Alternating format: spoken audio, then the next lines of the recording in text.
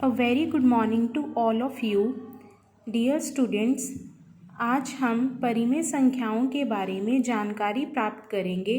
परिमेय संख्याओं के बारे में जानने से पहले हम कुछ प्राकृतिक संख्याएं, पूर्ण संख्याएं, पूर्णांक, इन संख्याओं के बारे में रिकॉल कर लेते हैं।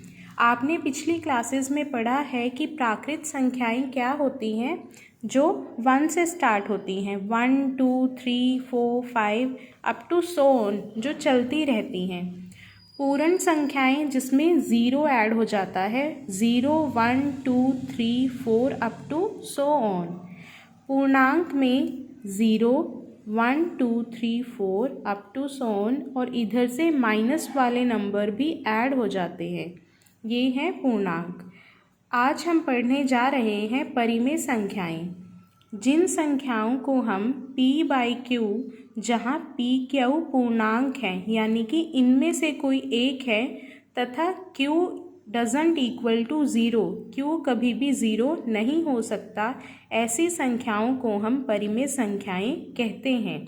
For example 7/8, 2/3, 1/7 etcetera.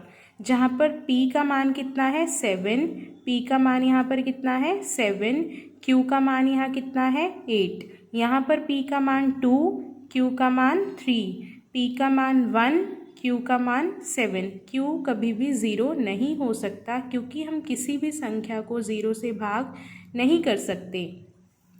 अब जब हम 7/8 को भाग विधि द्वारा सॉल्व करते हैं, तो हमारे पास ये सॉल्व करके आता है 0.875। ये पूरा डिविजिबल है। अंत में हमारे पास ज़ीरो शेषफल बचता है। इस तरह के दशमलव प्रसार को, जहाँ पर हमारे पास शेषफल ज़ीरो बचता है, उसे शांत प्रसार कहा जाता है।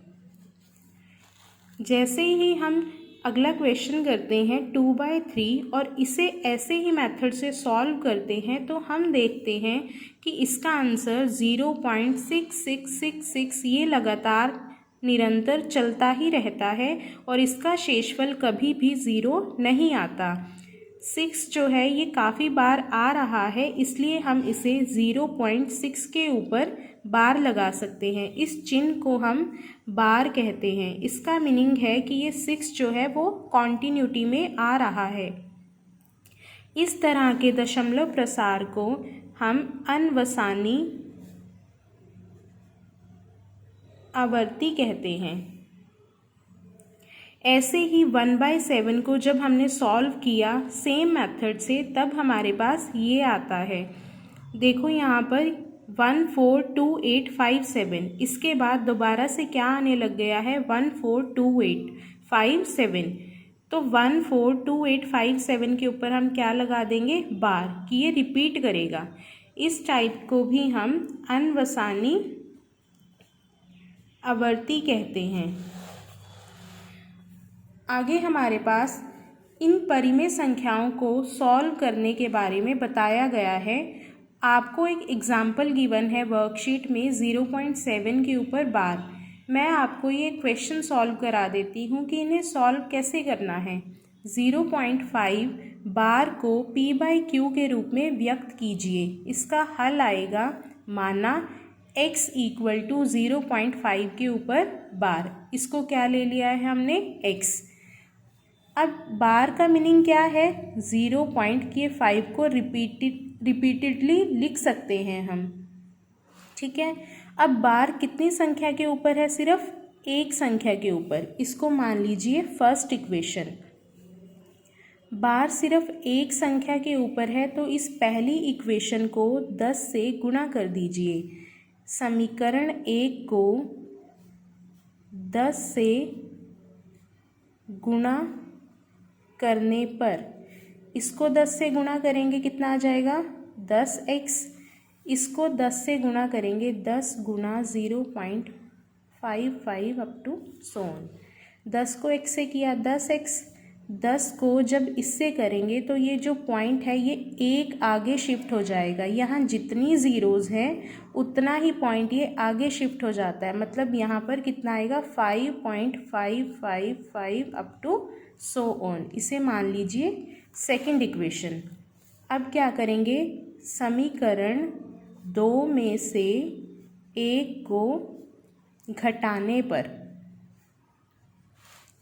समीकरण 2 को लिख लेते हैं 10x 5.55। समीकरण 1 को लिख लेते हैं x 0.55 और इसे क्या कर देते हैं माइनस। 10x में से ये x गया कितना आएगा 9x। 5 में से 5 गई 0, 5 में से 5 गया 0, 5 में से 5 गया 0, 5 में 0 गए 5। पॉइंट के बाद 0 की नो वैल्यू। यहाँ कितना आया 9x equal to 5 and x equal to 9। यहाँ x के साथ मल्टीप्लाई में है तो इधर आकर आ जाएगा डिवाइड में। तो x का मान कितना आया 5/9। यहाँ पर p कितना है 5 और q कितना है 9।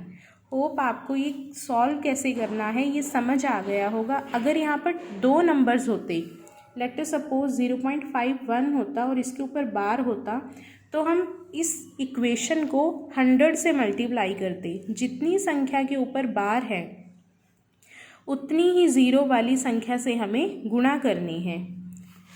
तो ये आज आपकी वर्कशीट थी। आप इसके क्वेश्चंस जो है अपनी नोटबुक में करिए। Thank you so much.